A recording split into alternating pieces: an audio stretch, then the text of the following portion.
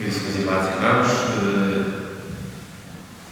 ilustríssimo provedor da Santa Casa da Misericórdia, caríssimo provedor e irmãos também, empresários, excelentíssimo Presidente da Câmara também, caríssimos irmãos que aqui nos encontramos, dada a incerteza atmosférica e aquilo que também há cerca de 15 ou 20 minutos chovia, portanto, assegura-se mais firme não avançar por uma posição, digamos, exterior, sob pena também de podermos prejudicar, digamos, os bens que saem e também a própria posição em si.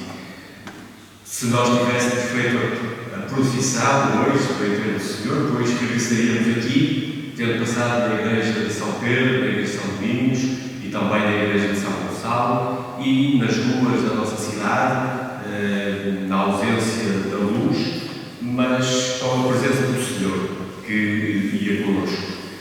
Eu tinha preparado duas palavras, não deu tempo para escrever mais, sabia que ia chover. Tentarei partilhar convosco também algumas palavras. Se tiverem a habilidade de sentar um bocadinho, também não será muito, certamente. Meus caros irmãos, nesta Sexta-feira Santa, a Igreja celebra a morte do Senhor. E, portanto, a notícia deste dia é que Cristo morreu, deu a sua vida, entregou-a. Não porque tivesse feito algum mal, mas, dizem as testemunhas, porque passou a sua vida fazendo o bem. Diria um professor meu da universidade que fazer o bem às vezes é mau. Dizer a verdade às vezes denuncia algumas mentiras. Procurar construir a paz, de uma certa forma, abre guerra às empresas que produzem armamento e por aí fora. E então Jesus Cristo, porque passou a sua vida fazendo o bem, depois criou alguma instabilidade a tudo aquilo que existia um pouco à sua volta. E, portanto, a notícia deste dia, como celebrávamos hoje à tarde, às 15 horas, é que Jesus Cristo morreu e deu a sua vida por nós. Ele se fez nosso irmão, que era verdadeiramente o Filho de Deus e nosso Salvador, pereceu. Deixou-nos em silêncio e permanece o silêncio neste dia e nesta noite também. E aqui nos encontramos diante do seu esquifo, que nos recorda a sua vida oferecida, a sua entrega total no serviço oblativo por amor e para a nossa salvação. Diante da morte, parece agitar-se o coração. A vida dá os seus últimos espasmos. Ainda nos resta sepultar os mortos com dignidade e também como obra de misericórdia. Temos muita dificuldade em parar o momento, em contemplar o mistério da vida e da morte, e estar somente junto do Senhor, como esteve Maria, irmã de Marta e de Lázaro, de quem Jesus disse: ela escolheu a melhor parte. Também assim esteve Maria, mãe de Jesus e nossa mãe, quando, na apresentação do templo, guardava estas coisas no seu coração, e junto à cruz do seu Filho e Filho de Deus, ela que teve o privilégio de ser a mãe do Salvador, recebe uma nova missão. Eis o teu Filho. É a missão de ser a mãe da Igreja, destes filhos amados de Deus. Eis o momento de parar. É o momento de escuta, de deixar ecoar a memória, de recordar o que é a nossa vida com Ele e o que seria a nossa vida sem Ele.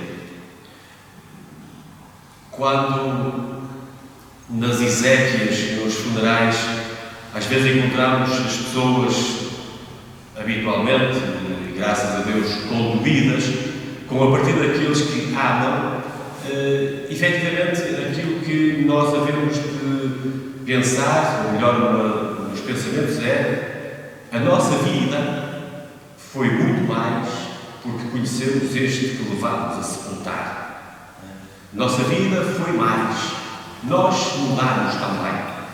Seja quando um filho vai sepultar o seu pai, mesmo quando em caso extraordinário, como no caso de Jesus e em muitos tantos homens e mulheres e tantas famílias, é o pai ou a mãe que vai sepultar o seu filho.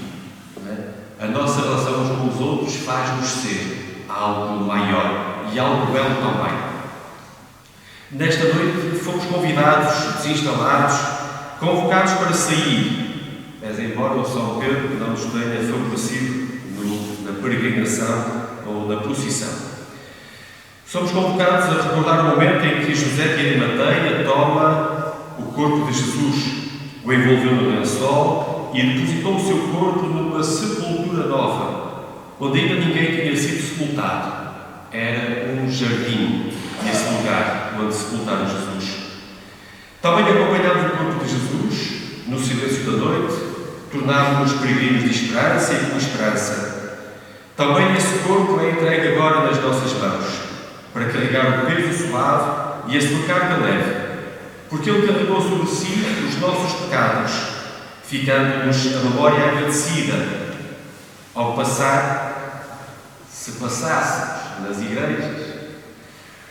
Passando nas igrejas da nossa cidade, contemplamos as chagas do Senhor, nas imagens que lá se encontram, as feridas que a nossa fragilidade e o nosso pecado continuam a flagelar o Senhor. Feridas abertas por não haver quem as cure, as cuide e cicatrize, por não haver suficientes testemunhas do seu amor, da sua paz, da sua salvação e da sua misericórdia. Não podemos deixar de admirar a força e a luz que emana do coração de Maria, mãe e discípula. Mesmo sofrendo a morte, que ninguém quer experimentar, a morte de um filho, sem desviar o olhar do seu filho, continua a apontar o caminho para Ele, o caminho que é Ele. Sendo a mãe, também é discípula, na escuta de quando o Senhor tem para lhe revelar, e quando nos pode revelar na escuta silenciosa, e quando nos poderia dizer ao nosso coração, se estiver aberto, atento e disponível. Maria, a Mãe do Salvador, apontando-nos para Ele, indica-nos o caminho dos mandamentos: amar a Deus sobre todas as coisas e o próximo como a si mesmo. Maria é modelo exemplar de discípula missionária. Tendo vivido no acolhimento, aponta-nos o Senhor. Ela, que recebera a graça de ser a Mãe do Salvador, nada retém para si. Mantém-se na periferia para que Ele seja sempre centro, que nos descentra e desconcerta, por amor e para a nossa salvação. A sua maternidade abre-se com a morte do seu filho. À dimensão eclesial por meio da comunhão. Nela encontramos uma intercessora que desperta a nossa condição de filhos amados e de irmãos comprometidos na construção da paz, da justiça e testemunhas da verdade, porque em Cristo encontramos a vida verdadeira. Nesta noite, abeiramos da misericórdia de Deus. Na cruz, Jesus diz: Pai, se te é possível, afasta de mim este cálice, mas faça-se a tua vontade e não a minha. Que seria a nossa vida sem a cruz de Cristo? E como seria a nossa vida se da cruz de Cristo acolhêssemos tão grande amor? Por certo, abraçaríamos a nossa cruz, associando-nos à paixão do Senhor por um amor tão sublime e grande pelo qual veio a salvação ao mundo. Aqui há uns 2 ou 3 anos, creio que no período da pandemia, uma jovem que participou num programa de televisão, creio que norte-americano, depois veio falecer, passado algum tempo, e tendo concorrido e até ganho um botão de ouro, escolhia umas pétalas douradas e que estava com alguns campos, dizia que nós podemos esperar que a nossa vida esteja tão má para poder começar a ter alegria ou viver com esperança. Nós nos podemos esperar pelo último momento para viver a vida intensamente. E ela dizia na entrevista que tinha 2% de esperança de vida. E dizia ela, isso não é zero. Já é alguma coisa.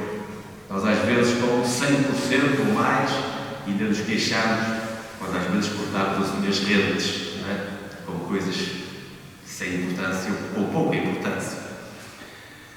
Por certo, abraçaríamos a nossa cruz, associando-nos à paixão do Senhor com um amor tão grande e sublime, pelo qual veio a salvação ao mundo. A cruz de Cristo torna-se fonte de vida permanente e eterna, pois ela é a porta da ressurreição. Não há ressurreição sem cruz. E a cruz, sem ressurreição, também não faz qualquer sentido, não tem qualquer esperança. E é por meio da morte de Cristo que alcançamos a vida eterna, como garantia e confiantes na fidelidade do amor de Deus, pelo qual somos batizados na sua morte e ressurreição. Meus caros irmãos, com a morte do Senhor, também um pouco de mim, de cada um de nós, morre com o Senhor. Deixamos ser um pouco do que éramos antes, nomeadamente o homem velho. Diremos isto também das nossas relações familiares. Quando o filho leva a sepultar o pai e a mãe, pois um pouco de si também morre naquele acontecimento. Fica a memória, fica a esperança, fica a presença, mas um pouco de nós como que se despede, se despedaça naquele acontecimento. Com Cristo acontece-nos o mesmo também. Nomeadamente, morre para nós o homem velho, porque nos abrimos a uma nova presença, a este homem novo, glorioso e ressuscitado. Com Cristo morreu, em certo sentido, o homem pecador, sem horizonte de salvação e de eternidade, sem esperança. De uma certa forma, morreu também a humanidade que vê como fim somente a morte. Trabalhamos para a morte. E a morte tem a última palavra, diriam alguns. Pois, se assim é, então a vida poderia ser uma selva. Podemos ser todos lobos, não é? Homo lupus homini. O homem ser lobo do próprio homem. Mas com a ressurreição, pois percebemos que o silêncio da noite e da morte se abre a uma palavra nova. Uma palavra de vida plena e eterna. Uma palavra que se abre a um novo acontecimento que é a ressurreição.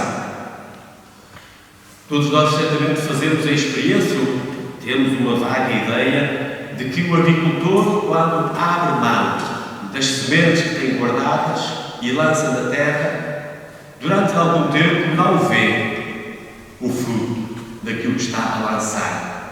Na sua experiência e na sua sabedoria, sabe que vai necessitar de algum tempo, até que aquela semente, por meio da morte, do acontecimento da morte, se transforme em planta. E aquela planta venha a dar flor e folhas.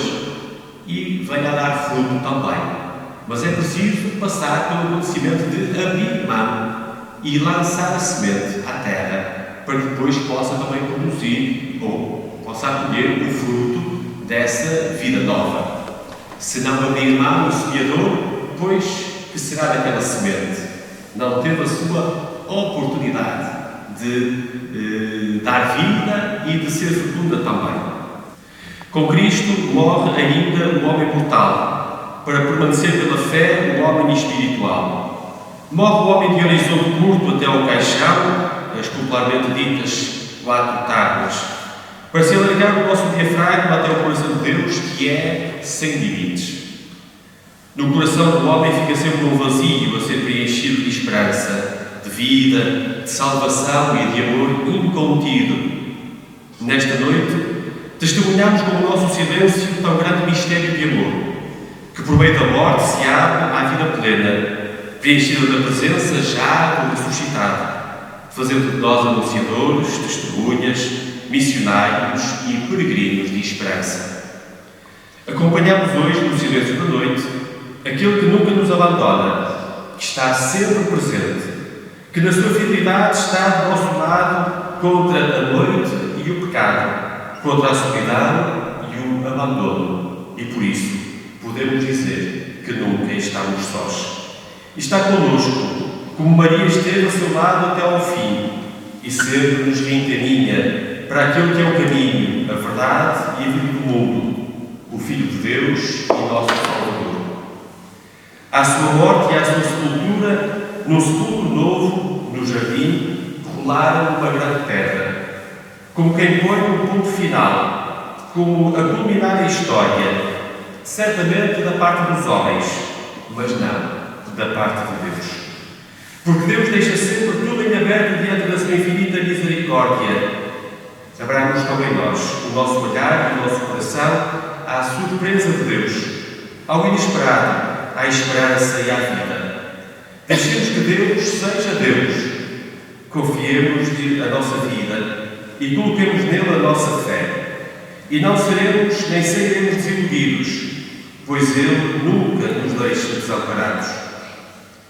Pedra rejeitada e o homem abandonado é somente da perspectiva do homem sem fé. Da parte de Deus é a semente, de cujas mãos abertas se lança na terra, com esperança e confiança. Morrendo, dará fruto excessivo e abundante. Permaneçamos vigilantes, na expectativa do amor e fidelidade de Deus, que o Senhor, que penetrou as trevas da noite, das trevas e da morte, com a sua presença, fortaleça e ilumine a nossa fé e a nossa esperança. Hoje também, na escuta do relato da paixão do Senhor, na celebração desta tarde, pois, quando a gente está a preparar as palavras, nunca vê tudo, nunca lê tudo. Não há tempo para ler todas as coisas ao comunidade. No entanto, na leitura, depois da celebração, ressaltou para mim algo que é um dado também da teologia e da espiritualidade. Jesus estava no jardim quando o foram buscar como um fruto maduro. E foi no jardim que foi sepultado como semente. É em Cristo que encontramos também nós a nova criação. É um novo paraíso, é um novo jardim. Daquela árvore da cruz, pois Cristo, colhido, é agora também fruto de vida, plena e eterna. É a árvore da sabedoria do bem e do mal. Nele sabemos e temos a certeza de qual é o caminho da verdade e da vida. E sabemos também qual o caminho do qual não queremos percorrer. Mas mesmo que percorrêssemos aquele caminho, que é o caminho da morte, Ele já o tinha passado por Ele, por nós, para nos salvar e redimir. Cristo passou como pecador, como alguém que cometeu um crime hediondo para ser crucificado à morte. E passou pela morte, para agora também ressurgir da morte, transfigurando-a, de uma certa forma também convertendo a morte como oportunidade também de salvação. Esta é a nova criação em Cristo Jesus. É o novo Deus, mas agora também é um benefício para todos nós, homens e mulheres, que esta noite se abra para o anúncio da luz pascal. Façamos também um breve silêncio e preparemos o nosso coração para receber a bênção por meio de um fragmento do Santo Milênio que nos recorda a morte do Senhor e a expectativa da sua vida gloriosa, da ressurreição e para todos nós um dia na vida eterna.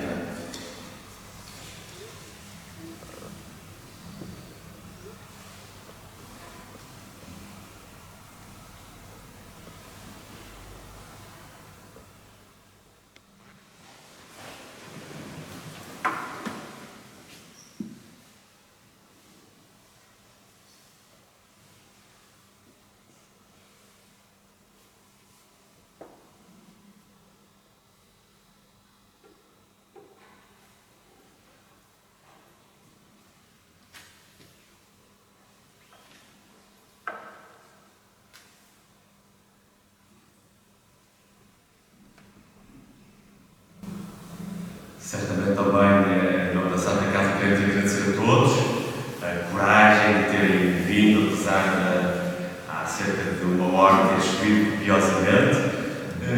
Pois lamentamos também não ter sido possível fazer esta nossa exposição, no entendo do Senhor, mas damos graças a Deus também por estes mistérios que nos fazem penetrar também na densidade do mistério pascal. Recordamos também que amanhã tomaremos também as celebrações do Período Pascal, no Vigília, da Igreja de São Gonçalo, às 21 horas. Este ano também contaremos com batismos. Este ano serão 10 os batizados, um número considerável também. É também um dado que há adultos que batem à porta da igreja pedindo também o batismo. Pois que esta noite, que eles quiserem, podem ainda permanecer um pouco também em silêncio e em oração, que esta noite depois nos ajude a descobrir também o sentido para a nossa vida e uma vida entregue a esta Jesus Cristo que se nos dá como fidelidade do amor de Deus, mas também como este ser capaz de permanecer firme na fé, na esperança e uma vida que depois se transforma e se renova também para cada um de nós. Abramos a este anúncio do mistério pascal, para depois também no domingo e na segunda-feira, no dia em que calhar depois na casa de cada um, podemos também abrir as portas da casa, mas também os nossos corações à alegre notícia da ressurreição de Cristo, nosso Senhor. O Senhor esteja convosco. Abençoe-vos Deus Todo-Poderoso, Pai, Filho e Espírito Santo. Bem-vindo ao Senhor.